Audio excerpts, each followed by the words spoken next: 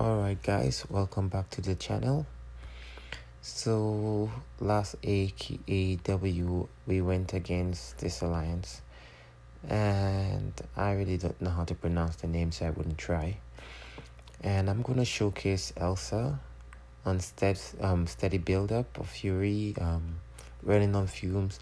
Nothing much really that you're supposed to be worried about, especially if you're running it with Elsa, because Elsa is one of those champs that's underrated. So this AW, I'm going to showcase Elsa really, and I will have a bit of Quaking inside and a bit of Gilly 99. So I'm just going to start with Elsa here. And as you can see, section 1, really there's nothing to worry about in section 1. You just play it as normal. The good thing about this fight is that Elsa will help you a lot, especially when those debuffs comes on. Yep, and no battery life. When those debuffs comes up, she purifies those debuffs from void. And I think the node also has something to do with, yeah, putting a fatigue on you. As you just saw there, the fatigue came up. So I don't remember what the note said, but I knew Elsa was the best champ for it, no matter what, because whenever you get a weakness, she purifies it within 3 seconds, I believe. So she's one of those champs that's underrated and people really don't use her often, but I use her a lot because of her utility. The next fight, long distance, also steady build up Fury, of course. I'm going to also use Elsa. The reason being is one of her utilities is to place a slow debuff on the opponent. Now, as you could see, he just evaded and I used a medium which activated a cold snap on him. Now, when a champion has cold snap, they really can't evade you. Even if he has a spider sense, it's really going to fail, like you see in here, because he still has the cold snap on him. So you really don't have to worry about stealth Spidey, but I'm still playing him like I would if I did not have a cold snap or a slow debuff on him. And as you can see how fast Elsa is taking this fight out, it's one of the reasons why I really love bringing her in Alliance Wars. So that fight and the Void fight went like nothing. On lane 4 in section 1, she's one of the best champs you could bring. The next matchup we're going to take would be Magic, I believe. And obviously I'm not going to use any other champ but Quake. The reason being is in the off season we really try to save our items and our potions, or revives I should say. Last AW, I think I fed Kabam too many units. So this one I'm gonna play it just as if I was playing a regular season. Only difference is I'm not going to boost, and we're gonna get this armor break on us, which really doesn't affect us in any way, because like I've said a million times, if you know you're not going to get hit, then there's nothing to worry about when you're using Quake. So this match will go about a minute, I believe, and then we'll get back into more Elsa.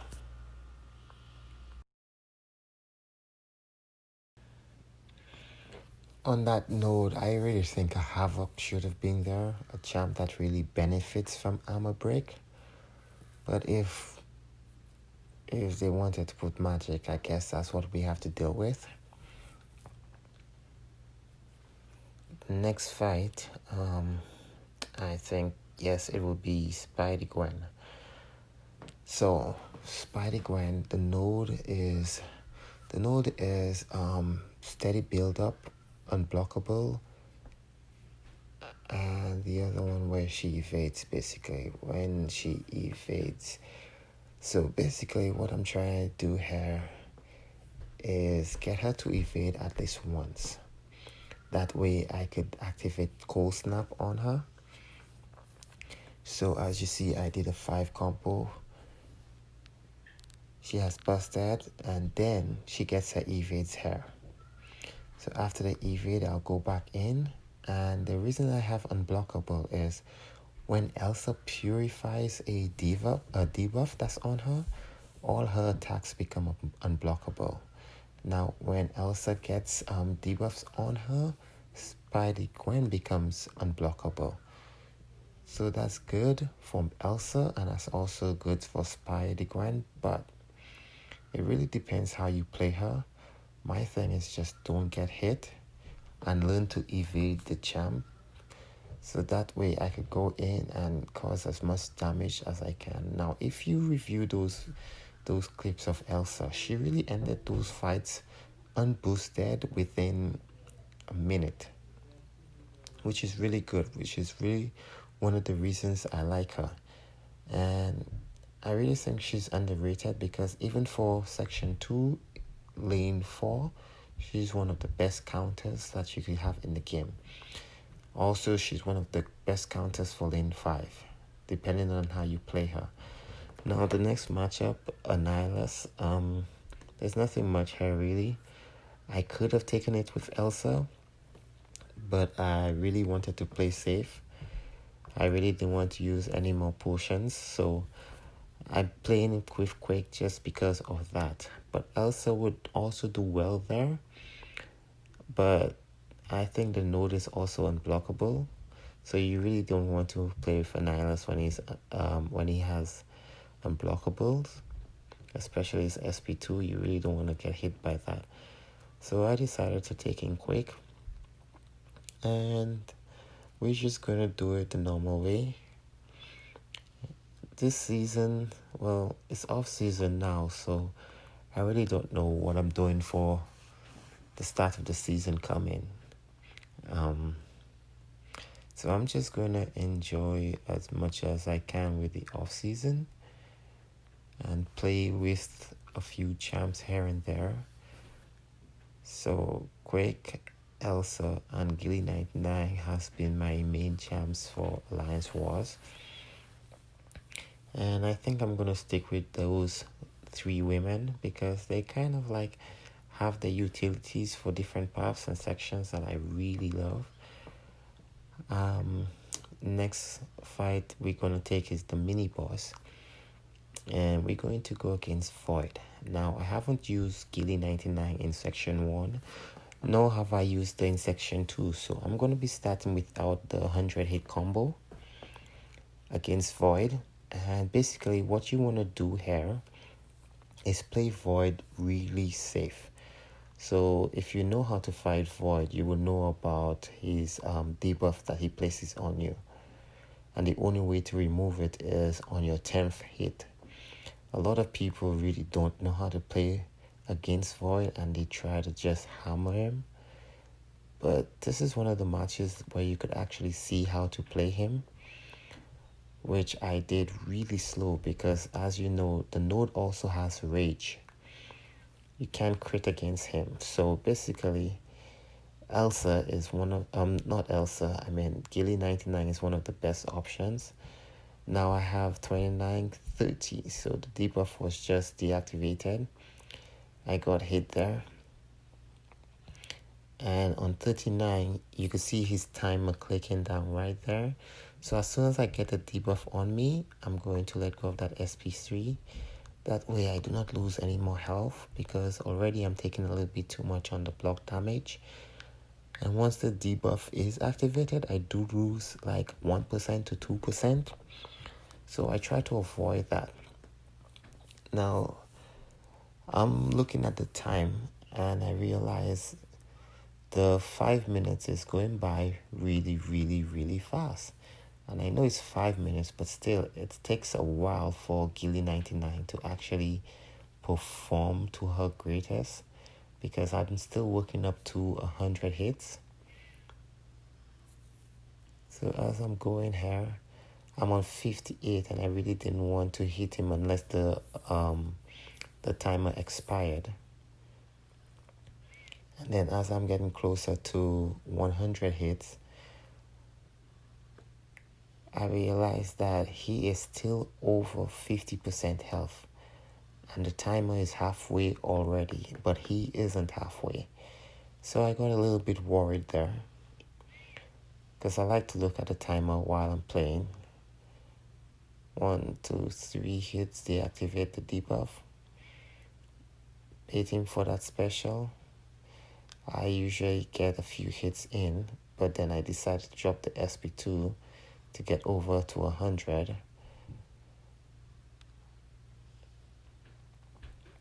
And now you can see that his health is dropping really fast since we're over 100, which I'm not worried about right now, because I really want to finish that fight with an SP3, because on Boss Island, at this, if I do have it, I could help out with Mojo.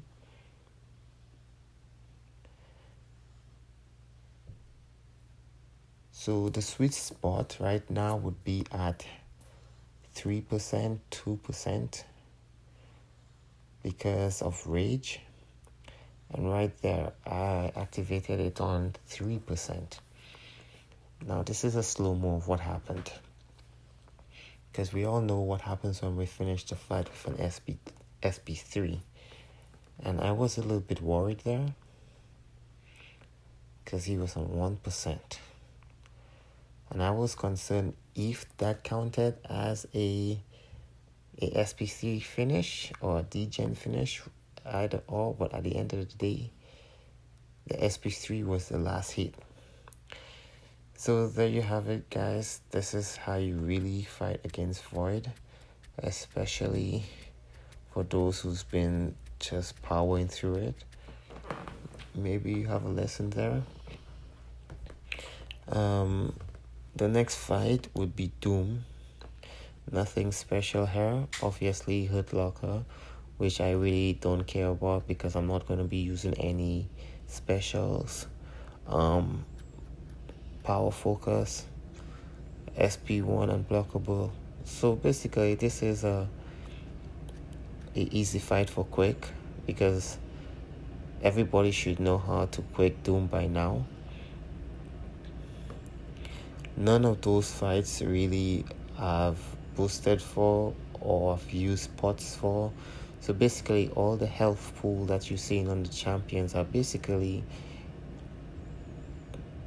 straightforward fights. Is nothing too difficult. It's just strategy, basically.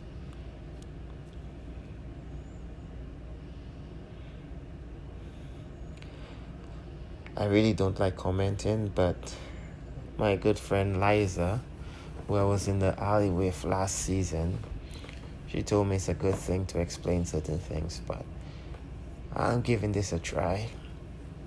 Nothing to explain here, really. If you don't know Liza, you could head over to her channel. I will try to put a link in the description. You could go search for her. She does a lot more explaining than I do. She's more detailed.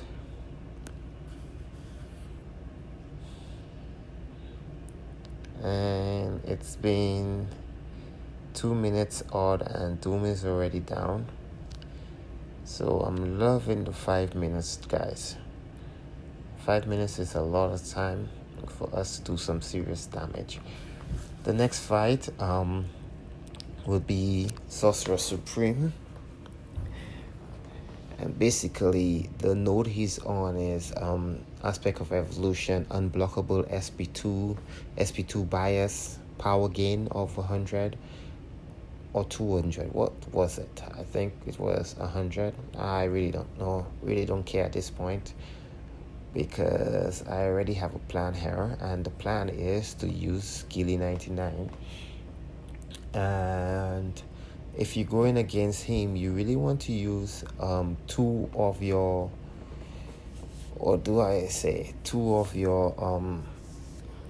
souls. Basically, that way he doesn't degen you. is it degen or whatever it calls that he always does. I'm making this video late, tired, long day from work, so sorry about all the confusing BS I've been talking.